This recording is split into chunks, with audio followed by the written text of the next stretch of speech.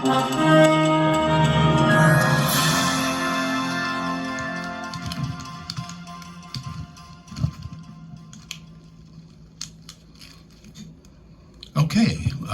Josh Starnes. Josh, are you with us there?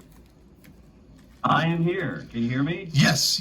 Okay, thank you very much for joining us. Joshua Starnes, one of the founding members of the Houston Film Critics Society. Joshua has a very interesting project. For the last couple of years, he's been watching every film that has ever been nominated for an Academy Award, going back to, what, 1928, 1929? I think 28, 27, something right around there, 27, I think. And you're now up to 1981. Yep, just started the 80s. I kind of go decade by decade.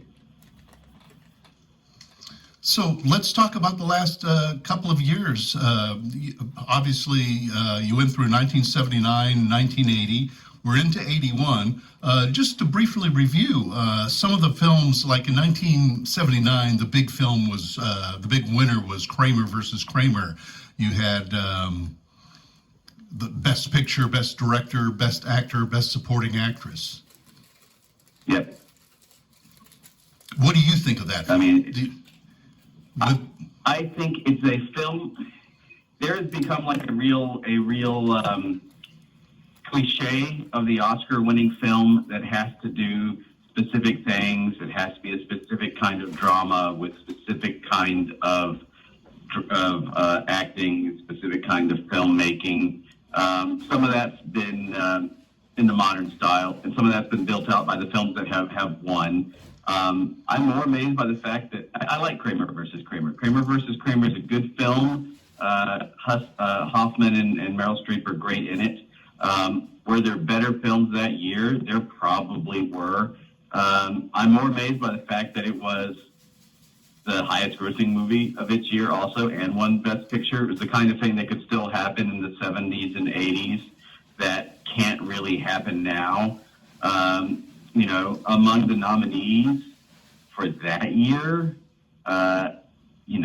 that's also the year of Apocalypse Now and Breaking Away. Those are both better movies. But that's not unusual for the Oscars, right? That's one reason why I kind of focus on watching all the nominees and not just the winners, because you can really see in the 60s, 70s, and even seeing in the 80s, some politics involved in who's winning. It's more about like picking the right film as opposed to the best film, and there's still a period where you can see over time the better films over time having a better reputation than whatever won. Happens again in 80, happens again in 81. One of my favorite films is The Stuntman. In 1980, it was nominated for Best Director. It kind of got overlooked, I think, by ordinary people. But The Stuntman is just a fantastic movie. Any thoughts on that film? I agree. Like Richard Rush's best. It's one of those things where you see someone who has such incredible talent, and then he went 15 years without making another movie, and then that was his last movie, Color of Night. But I think that's like another really good example of the movie that won. Ordinary People is a very good movie. Not much I'd say bad about it, but there were better movies, and Stuntman is definitely one of them. And I think it's another example of their over time people looking and going, there were better. I mean, it's also the year of Raging Bull, and so there's obviously over time we've looked and said there were better movies that year that were nominated. I mean, there were definitely better movies that year that weren't nominated, but there were better movies that year that were nominated and should have won. But the voting body at the time was kind of still picking movies that I think they felt like should be a Best Picture as opposed to what was the Best Picture. And of course, Robert De Niro won Best Actor for Raging Bull that year. An interesting collection of nominees to me was in 1980 in the music category. The winner was Fame from the movie Fame, but you Yep. also had 9 to 5 from 9 to 5, and Willie Nelson's On the Road Again from Honeysuckle Rose, and those are three songs that are kind of still with us. No, that's a great year. That was a great year for movie music, and you especially Fame is a great song. Fame is a great, incredibly catchy song. It's hard to say anything against it. But so is 9 to 5, and 9 to 5 maybe has lasted a little bit longer as a great song. I always find it interesting watching these when you get down to the score and song nominees. To watch the movies that go around them. And so you're getting not just the song, which can be really good, but in its context for what it's part of and how it says something about its movies. Because a lot of times, especially recently, I have noticed it's just a song, and it may or may not have anything to do with the movie, but you still can get somewhere it's sort of indelibly linked to what's happening in the movie. So I can't argue against Fame, both as a movie, as a song, and as how well the song had something to do with the movie. It tells you what the movie is, which is what you would think a great movie song should do.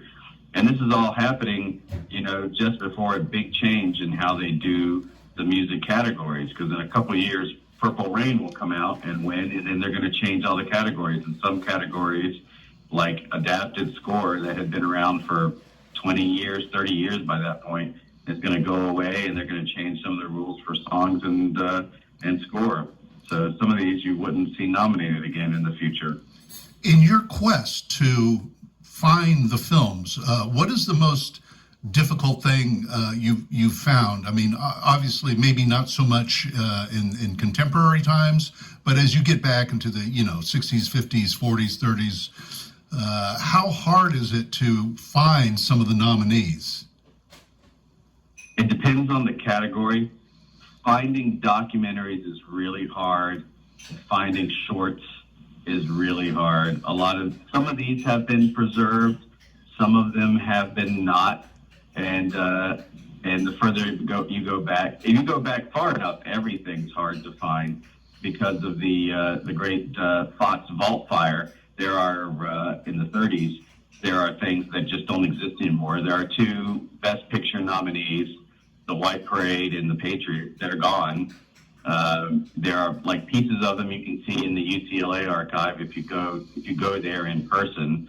But and there are several different pieces, several directing nominees from around that same period where there's pieces of them, but the movies themselves don't exist anymore. And then as you get into the 40s and 50s, where the categories start to resemble what they are now, because they didn't have very many categories at first. They added them over time. You start to get the shorts and the documentaries. Those get to be very hard to find, especially in the 50s and 60s. There are large gaps there, as a lot of those documentaries, they didn't have, or they had for a very short period of time, any sort of distribution. They stopped being made by studios and started being made by independent directors and independent producers. Maybe they were on TV once. A lot of times they may have had brief distribution at the time, the year they came out, and that went away. And there's no incentive to put it on home video, which didn't exist at the time. So they just don't exist. And even when you get into the 70s and 80s, where home video is a real thing, documentaries can be hard to find, and shorts are very hard to find. It's only been in the last 10 or 15 years that shorts have, there is something of a distribution platform online for us, so you can find things. Older shorts, after the awards, you just don't see them anymore. Sometimes there are compilations, but mostly not. So 1981, how far along are you in the 1981 films? So it's a mix. When I first started, I was doing entire categories from beginning to end. So I'd gone through all the Best Picture nominees, all the Best Director nominees, all the Screenplay nominees, and that counts for a lot, because it won't surprise you. A lot of movies that get nominated for those awards, they get nominated for a lot of the ancillary, the technical awards, and some of the other craft and acting awards also. So that covers a lot of ground. It was somewhere right around there that I decided, I'd like to get a better sense of what was interesting for film and for Hollywood in a given decade, in a given year, in a given decade.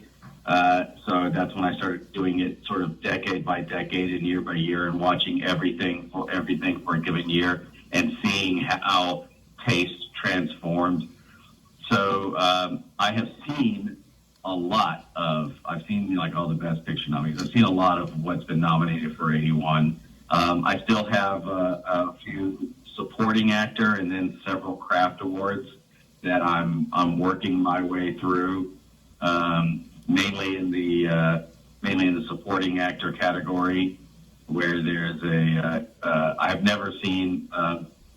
I think it's Only When I Laugh, the Neil Simon adaptation, because it's the only thing it's nominated for were some supporting actor nominations. Who was that? Which is not unusual. Who was that particular nomination for? That was, I know there's one for Best Supporting Actor and one for Best Supporting Actress. Let's see. Of course, that was the year of one of the most major upsets in the Best Picture category. Chariots of Fire beat out movies like Raiders of the Lost Ark, Atlantic City, Raiders. On Golden Pond. Yeah. On Golden Pond, of course, taking Best Actor, Best Actress. Neither Hepburn or Fonda were present. Yeah.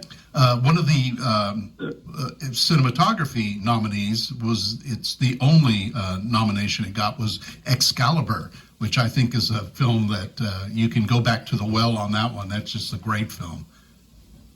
And has really aged well. You can see things that John Borman was doing, and so many people came out of that movie, and especially, I don't want to call it genre, but it kind of stands on that line and bridges that line. That stuff also can age a little bit better than some of the other things in a given year. Although that was a very good year. It's also the year of Ragtime, which was nominated for a lot of things and won almost nothing.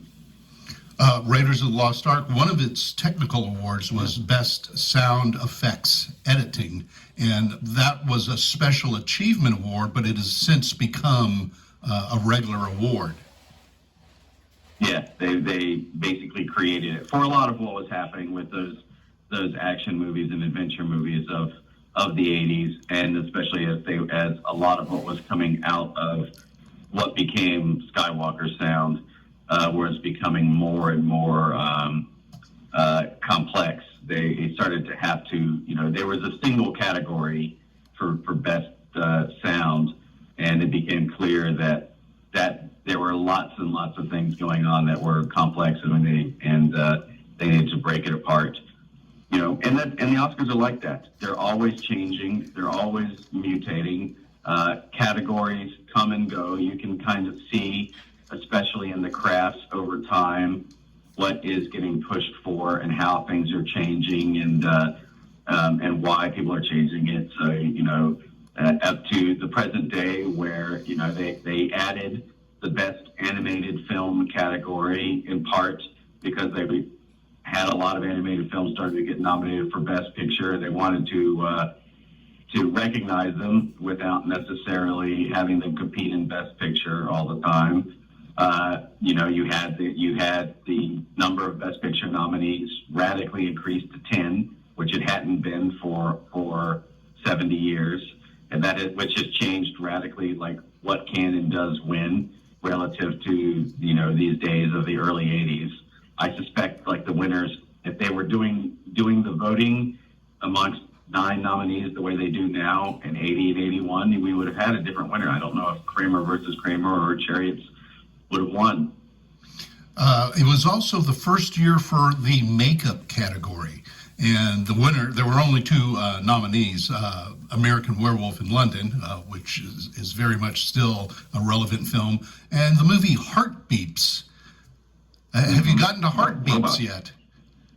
It's on my list. I have not seen it yet. This is actually the return of the makeup category. So the makeup category existed briefly at the end of the 60s. It was given out 2 or 3 times at the end of the 60s, mostly as a special award, similar to what they were doing for visual effects at the time. The original Planet of the Apes won 1. The 7 Faces of Dr. Lau won 1.